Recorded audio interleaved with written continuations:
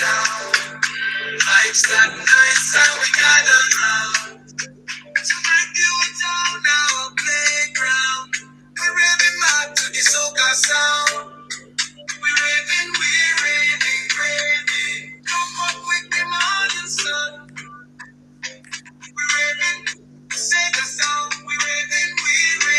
Jump up with the morning sun. We're raving, we raving. Every day till the night not come.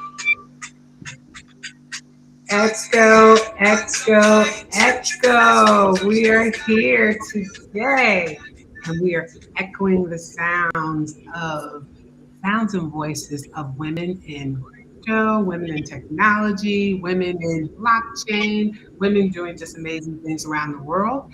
I am your host, Kimberly, aka Black Crypto Chick, and I'm here with my lovely co-host, Miss Shona.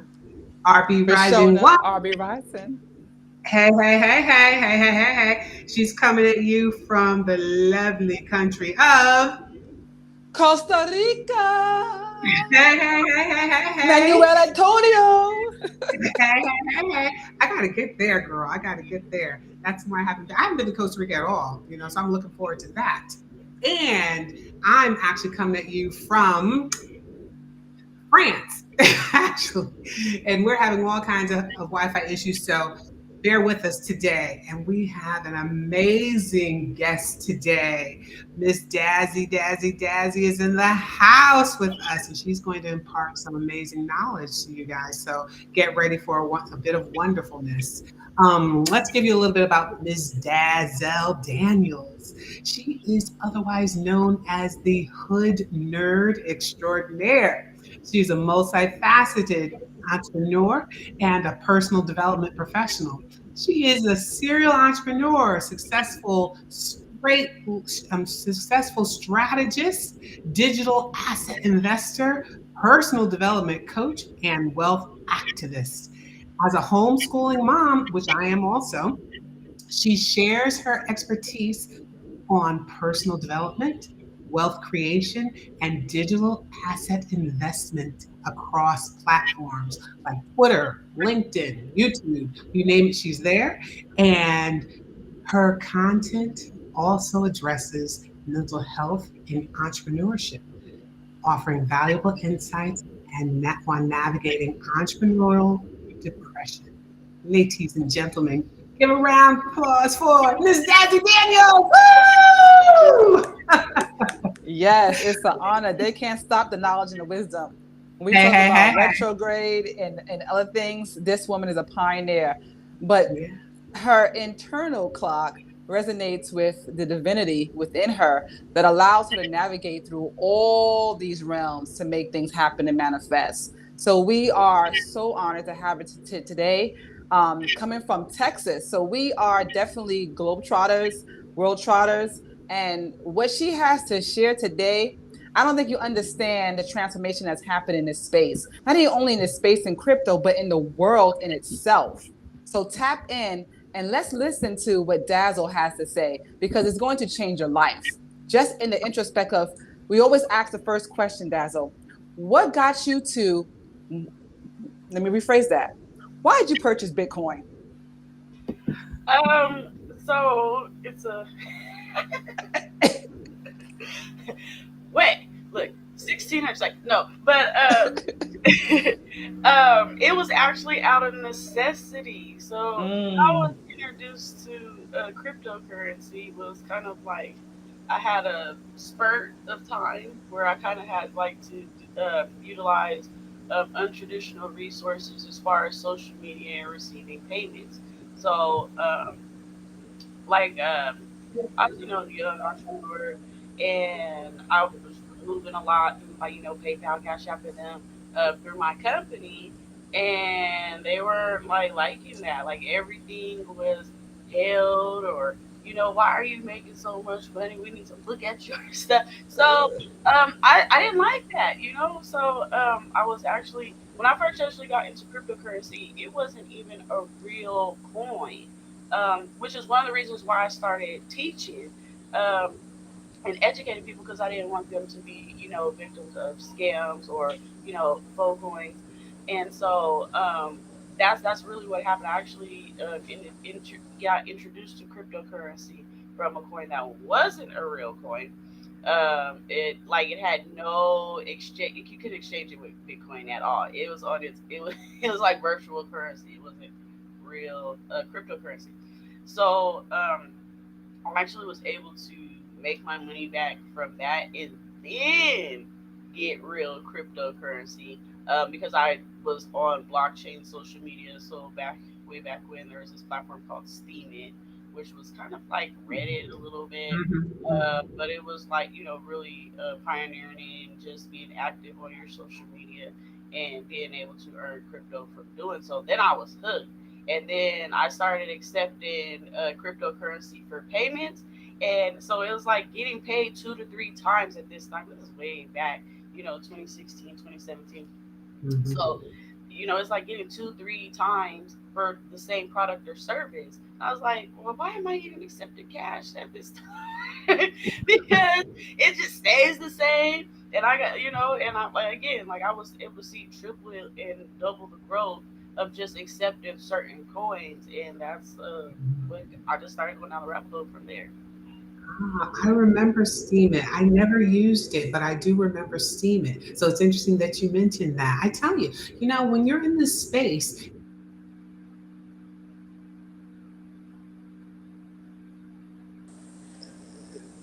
She got frozen. Yeah, Steam It, one of the originals. But when you're in this space, you don't realize that you're being prepared for something bigger. And then it's also taking a leap of faith. And then it's also saying, you know what, this is something new to me, but it makes sense. Why not? Right? Like you mentioned before, where why am I accepting dollars when there's no value to it? Right? It's not increasing. There's no validity to it to an extent, but we're dealing with major inflation. And so being a pioneer, and I like to say a future visionist, something internally told you that this is what I needed to do. And so can you kind of let's expand on not only the fact that you started using crypto, but also within that as a pioneer and an educator, what made you felt like I need to stay in this space to start educating? And educating, is it about your community? Was it about your kids? Was it about I saw freedom in this? Like what ignited that fire within you? Really, I was fascinated to be able to do the things that I already did and be able to earn.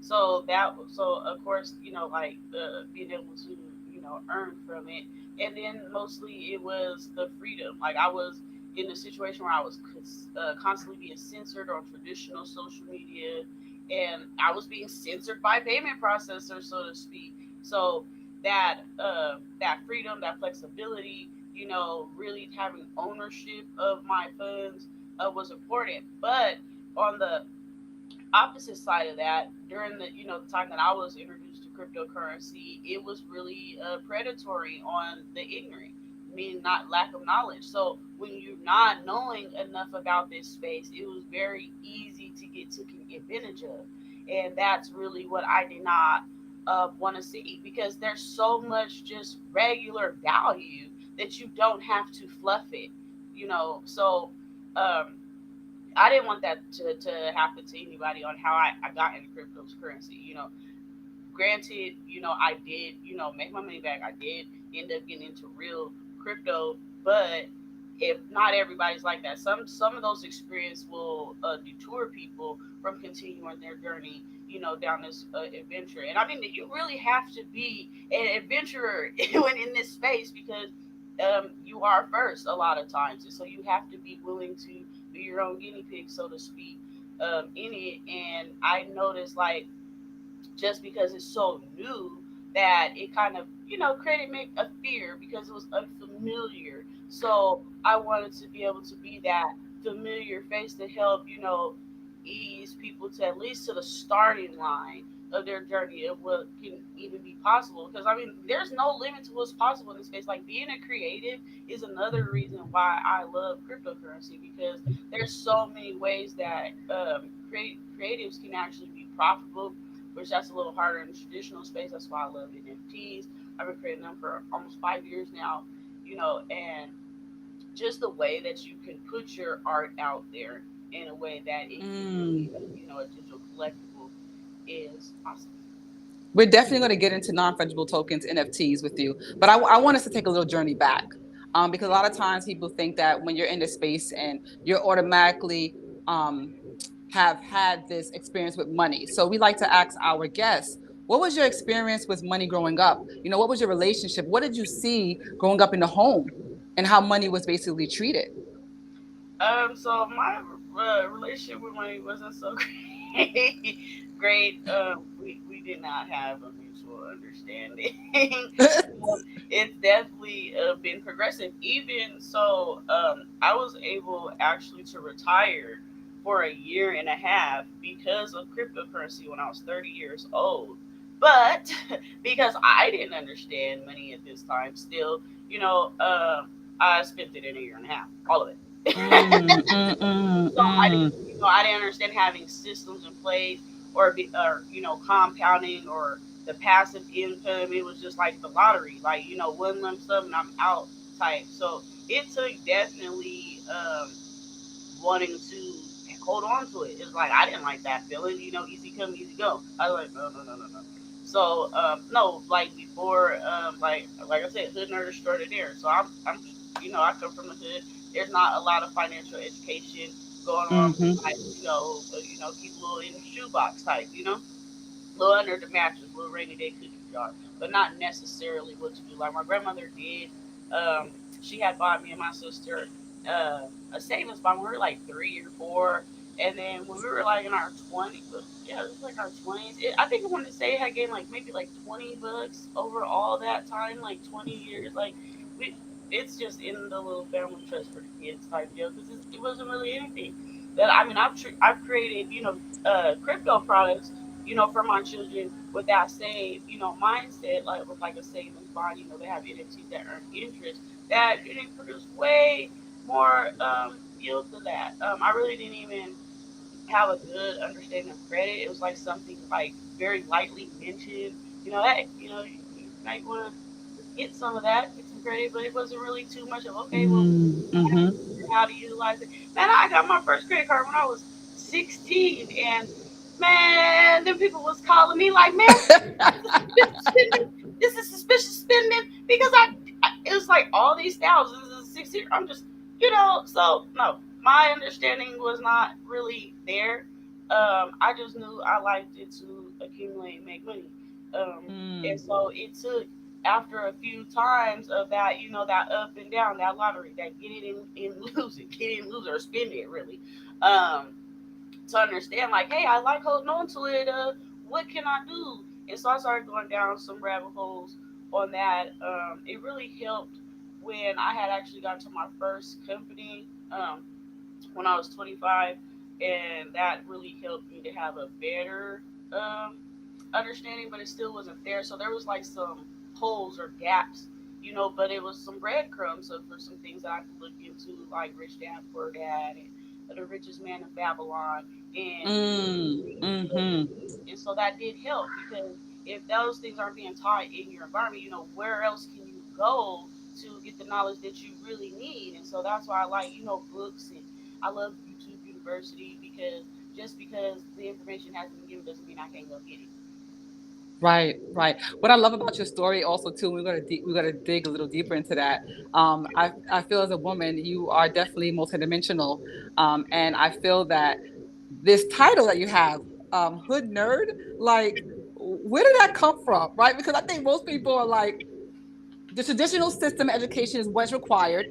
And that's the only way you make it, right? So you go through your college and then this becomes you're successful. And I feel like with the title of hood nerd, I feel you need to expand on that because I think people watching feel like that's the only way to succeed is through college, traditional way. And that is not true. That's why I love your story. Yeah, traditional nothing worked for me since I was it's literally like that. Nothing. Hey, I've always been the outside the box type of kid. I'm really grateful for that as far as my parents. Like they seen that I was just a little different and they just let me be me. And I was able to grow unrestrictedly into, my true self, which I really like that. They let me be as odd or different as I wanted to. And so, like, like when we were younger, like, you have the typical concept of like a nerd, and it wasn't a cool thing to be smart, you know. Right, right, And I've been smart my whole life, right, right. um, and so I didn't want people to be ashamed of their brains really. And so that's something that I took on as a title of pioneer, because I where I'm from, like I'm not I'm never forget, bro. I still live here, like I still, my rent is very cost effective because I Yep, still live yep, here, you yep. know. So but I really wanted kids and others like me to take pride in being smart and utilizing your mental resources and working smarter and not harder. And so that's the best way to explain, to really explain it. It's like, it doesn't matter where you come from or where you at, your brain power is possible. It can produce some very good things for you, and it just takes for us to use it, because I know a lot of people just want to be shy about their smarts. And so it's something that I've trendset it, and it is a brand that we have for Nerds Rule, um, because like I said, brains are power. Brains are extremely powerful. And so why don't, with that being said, why don't you tap in to letting us know some of the things that you are doing, right? To share with the community about you being a serial entrepreneur, right? Not only that, that you're also teaching at the same time too, and you're doing NFTs. Walk us in it and through it, because to me, that's life changing, where you're taking control of your life and you're not taking no for the answer. I think in this time, people have to understand that you have to create what you want. It's you have to really create and see what it is, and not to rely on anyone or anything, but understanding the power within yourself. I feel like you are the epitome of that.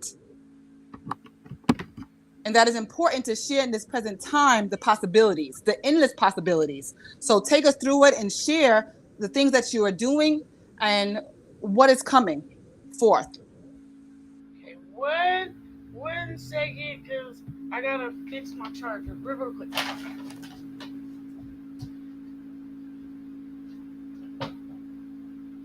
So as you can see, we obviously have some really important information, because not only are we going through some shortages, not only going through some battery up, and we also lost our other beautiful host, Kim, who's in Paris, but we're not stopping the information, because we're echoing the sounds to the community of what needs to be heard through powerful women who are trailblazing in their purpose and their soul purpose, whether you're in tech, fintech, whether you're in financials, crypto, AI, health, industries. We are here to echo those sounds and resonate with you. There's no stopping us, because the message has to be said. All right. Yeah. I'm like, that little retrograde show. um, but yeah, we're charging now. So, so we do have a private community platform, like I was stating a little bit before. Because of the information that I share, social media doesn't typically like that.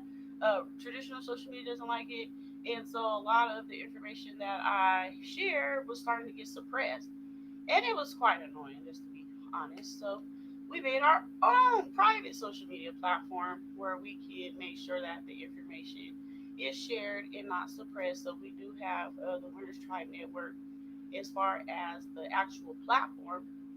Um, I'm here in Colorado, and so we've recently opened a community outreach division to where the courses and education that I do offer has been opened up to Medicaid recipients. So if they have Denver Health Medicaid or Colorado Access Medicaid, um, individuals starting as young as 16 years old are actually able to get access to, we have right now we have our session with digital introduction to digital financial literacy. We have tax deed sales coming up. We have trucking dispatching coming up on that aspect. So that's pretty neat, because even with being an educator, it's mostly just like my online community. You still receive like a little bit more of that standoffish because of the unfamiliarity with cryptocurrency on the offline side. So being able to start building in my own backyard is pretty powerful. And you would think I would do that side first, but hey, you know what I'm saying? That's where we are now. We've recently released an NFT radio station. So we have an NFT radio station now, as well as an NFT music label. We just finished our first half of our incubator. So we just finished 8 weeks of actually acclimating our artists into the crypto space. They just finished the introduction to digital financial literacy course, and that's really important to me because like when you think about like I said, the music industry now, it's not freedom, and you're getting pennies on the dollar. That there's a lot of restrictions. I've been on the music side of things for many years on the background side, and I've just got to see a lot in the growth and or the lack thereof of certain things. And again, if you want to see something, you got to be the creator of it. That's basically be the change that you want to see.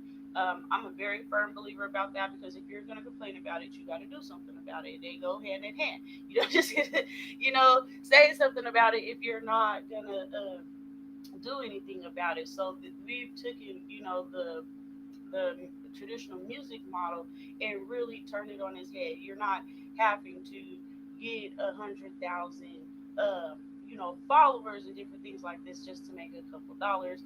And this is where you actually can retain ownership of all your music and everything. I like what I really like about NFTs is that it's the smart contract aspect of it. So being in business, you got those contracts, you got those deals, you got those profit splits and different things like that.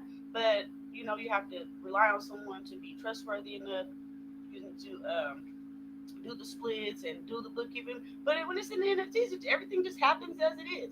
You initially put in the contract, and boom, there's your cut, my cut. Everybody gets their cut, and nobody has to really be present, per each transaction. So I really like that as far as being able to have that financial transparency because that's what a lot of artists don't get um, access to. Like you find out way later, right? Like so, I really like that. We're also gearing up for our annual event. So every 420 weekend, like 420 is a Winter Tribe holiday. I'm just trying to tell you, it is a Winter Tribe holiday. We did this is going on our third year, and well, it's technically the fourth year, but it's a 420 weekend, so it's going to be April 17th to the 20th this year. That's Thursday through Sunday. We always take that Thursday through Sunday block. We end up having a lot of great instructors come out. I'm not going to release the whole lineup, but we do have the Chicago Bitcoin Block Bully coming out this year to do an earn, burn, and learn. So that's going to be pretty exciting. We got some other powerful educators, not only just in the crypto space, but just on the, accumulating capital, accumulating resources. And so I'm really excited. It's like my favorite time of year. And like I said, it's a Winter Tribe holiday, for real. And it's just getting bigger. We launched from last year's event. We actually launched what's called Enhanced Elevated Experiences, which is a night out that helps you. It's a mocktail night out. So just to give you a little backstory on that, I was an alcoholic for over 10 years. And it was just ridiculous. No shame or whatever. I'm just speaking about my story. I was ridiculous, okay? And I had to make some changes. And in those changes, what I found out, a lot of times it's harder for those trying to get sober to stay away from alcohol. I mean, to stay sober if they're around alcohol. So we've created this club night experience. We have a DJ, dance floor, different things like that. But we don't serve alcohol. We serve kava and kratom mocktails. So kava and kratom are actually alcohol alternatives, and we just actually Did released you say our kava? Kava? yes. Yes, kava. Mm-hmm. Yep. Go ahead. So we actually just opened it up this month to where you can get your experience at home. You can find us on Telegram, Enhanced Elevated Experiences, to where you can get your enhanced products. Also, just different things because you guys again, I'm very 420 friendly. Like I said, it's 420 weekend is my favorite holiday. So we also have what we call enhancement toppers and different things. So herbal enhancements that you're able to add to your 420 and be able to have a different experience, which actually have some different benefits or different things or effects. Like one of the things that we have is wild lettuce, and I used to, take like Tylenol stuff like that. But wild lettuce is actually known to be, help with pain naturally. So that's something that you don't have to do. And Kava and Kratom themselves have a lot of other benefits. We do offer, different psychedelics as well. Um, so it's just an overall elevated experience, but I created it, me and my sister, to be able to have a night out once a month to where you can still enjoy yourself and not have to worry about getting sober.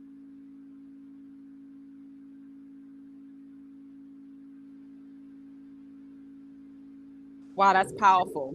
Holistic medicines, which I feel like is a win-win in this present time too. We had a couple of holistic healers presenting as well because I feel like it's the holistic approach to wealth, right? So it's financial, it's spiritual, it's physical, it's emotional, it's mental, and I feel like you tap based on all of that. I mean, you have a plethora of information that I know that we have to have you on again because what you're doing, what you have done, is astronomical, astronomical. We want to know the one thing before we channel in is what is the biggest thing that you want to echo to the world right now? Create it. If it pops in your head, do it. Like that's really like we're not giving these visions or these thoughts for no reason. And I think the universe is just really seeing like if you're brave enough to act on, those thoughts. And that has been my greatest I guess you could say asset, or, my saving grace, is that I create anything that pops in my head. Now, it does everything work out? No, it doesn't. But the only way to know is to try, and you never know what's gonna transpire from you just having faith in yourself. We bet on a lot of things, we bank on a lot of things, but how many times we bet on bank on ourselves? That has been the most, like I said, the most powerful thing that I've done is believe in me. If it came in my head, I'm gonna try it. I'm gonna do it, and that would be definitely my suggestion for anybody is to believe in you. You know, and try it, create it, do it. It's not for no reason. You didn't have that inclination for nothing. I said, there you go. Look, I just came back online just in the nick of time, it seems. Thank you, thank you, thank you for that wonderful insight. And so we've got to have you back another time, Miss Dazzie. So look forward to seeing you soon. Thank you for joining us today on this installment of Echo. Thank you for having me. Blessings.